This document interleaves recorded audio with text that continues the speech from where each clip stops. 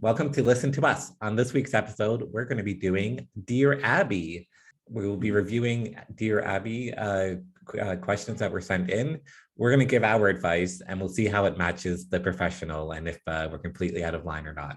And don't forget to like and subscribe so you can stay up to date with the latest and greatest. Okay, so first, You should probably note none of us have any degree related to psychology, anything like that. Speak for yourself. Speak for yourself. Dear Abby. Well, you know what? I don't think the person's listening to us, but if they are, do not take our advice. Also, I would like to see Abby's credentials, whatever. You know, we're not going to answer this.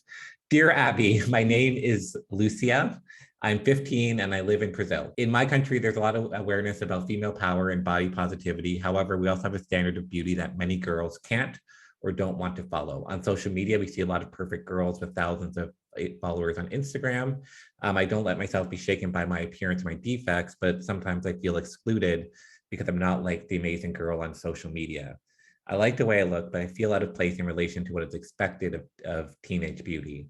What advice would you give me to avoid feeling inferior to the amazing girls on social media? Signed, Coping with Being Me. Can we just agree that's a very angsty teenage way to sign off? Cue Evanescence. Okay, so what would be your advice to our friend Lucia? My advice, first off, that I think it is a lot harder for kids now today, particularly, I think it's harder for women in general today, but I think starting young, at least social media wasn't as much of a thing when I was in high school. It's just kind of starting. I mean, yeah, there was Facebook and stuff, but Instagram really didn't take off until after high school. And I think they're like filters, everything. It allows the average person, because before it was just like, oh, well, it's just celebrities that are able to be edited like this. So it's kind of like, oh, okay, like it's fine. That one look like J-Lo. It's okay. Yeah. But like now, yes, you're even your average day person, like someone who goes same school with you, there's filtering. And it's hard because it is one of those things where it's like you shouldn't compare yourself to that, but man, it's tough out there. Okay, well, my advice would be the same that I do, because yeah, you're absolutely right. Women beauty versus male beauty is a completely different topic, and there's much more issues with that. But like even as a guy, like when I'm on Instagram and I see a six pack or like those sexed up models or whatever, it's like, okay, this isn't doing good for my self-esteem. So I'm going to not block them, but just unfollow them, where I'm like, I'm going to open my Instagram feed and not see this anymore. And I think the same thing too, where it's like, if you're opening up and you're seeing Kim Kardashian or whatever the Jenners are, and it's like, and their beauty or thing is making you feel inferior. And mind you, like you said, it's all manufactured beauty. And I'm sure, like, when it comes to this money, there's plastic surgery, there's like advanced skincare, and also, like, you're right, photoshopping and filtering, and also just like, like having a makeup artist and stuff. So it's not real or natural beauty sort of thing. So I would just say, like, don't follow them. Like keep your feed clean and positive. And if you do want to check in on what Kim Kardashian's doing, then just look them up when there's like a gossip story or something. You know what I mean? Like it's not saying like blind your eyes to the celebrities, because like they will always be in your face, right? Like you just have to do that. But yeah, it's like I hate, yeah, like I can't imagine being like a 15-year-old girl, like in this case, like you're already insecure, you're going through puberty, going through high school, all this stuff, and then on top of that you have social media, where yeah, I think like you and I, like we just escaped it by like by a couple of years, where yeah, because like even like okay, like social media, like I wasn't bullied or anything, but at the same time, like I never had to worry about being cyber bullied. Where like if I was at home, I knew what home was. Like I didn't have to worry about like like this person's gonna message me at all hours of the night or evening, and then kind of just like continue to bully me or make me feel insecure. So yeah, I can't imagine being a teenager in this day and age, because yeah, it's like it never turns off. It never turns That's off. the thing. It's with you all the time, especially because, yeah, you have your cell phone. Again, I didn't have a cell phone until later on.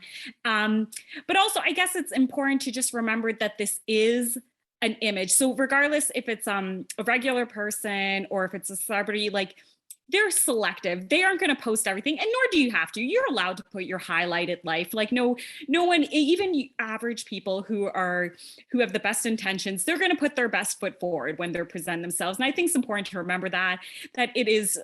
It's hard though, but it is important just to remember that this isn't, it might take 100 photos to get this one good photo, and you're just seeing the one photo. Like, Yes, yes, 100%. And also the other thing I would say is like, be question what you're watching or what you're seeing, because even like, you know, like celebrities where like they'll say, oh, like this, I'm drinking this shake for breakfast, or this gave me clean skin. It's like, okay, how much is this person getting paid to post this image and say this? Because like you have to, you just like ask the right questions and find the answers for yourself. I won't go into it. Like we can do an entire episode about Jamila Jamil, who kind of spearheaded this like thing about like the diet industry and like social media, where like Kim Kardashian was promoting junk diet pills or shakes or whatever, and she changed the rules of Instagram.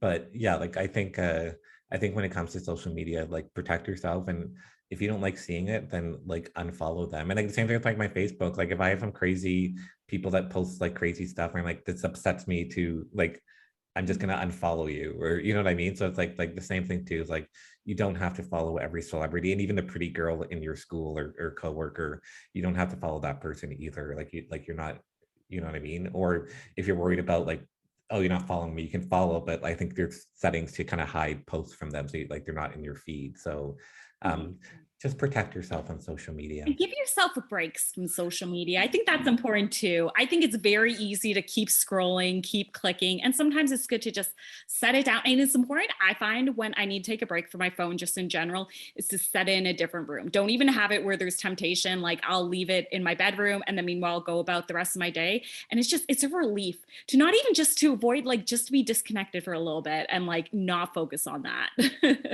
Yes, exactly. Okay, so Abby's advice.